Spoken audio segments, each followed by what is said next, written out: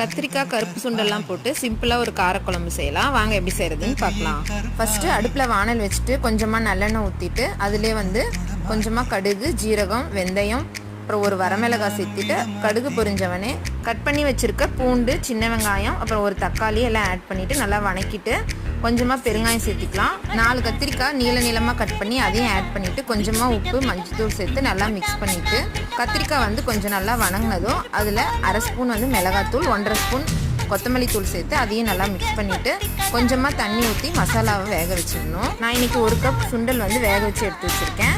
அந்த தண்ணியோடவே சேர்த்து ஆட் பண்ணிவிட்டு நல்லா கொதித்த உடனே 4 பத்தை தேங்காய், அப்புறம் ஒரு தக்காளி சேர்த்து நல்லா ஃபைன் பேஸ்ட்டாக அரைச்சி எடுத்துருக்கேன். அதையும் அதோட மிக்ஸ் பண்ணிவிட்டு தேவையான உப்பு சேர்த்திட்டு தண்ணியும் ஊற்றிட்டு லெமன் சைஸ்க்கு புளியை கரைச்சிட்டு அந்த தண்ணியும் அதோட ஆட் பண்ணிவிட்டு நல்லா கொதிச்சதுக்கப்புறம் ஃபைனலாக கட் பண்ண கொத்தமல்லி கருவேப்பிலை ஆட் பண்ணிட்டா கருப்பு சுண்டல் கத்திரிக்காய் போட்ட காரக்குழம்பு ரெடி.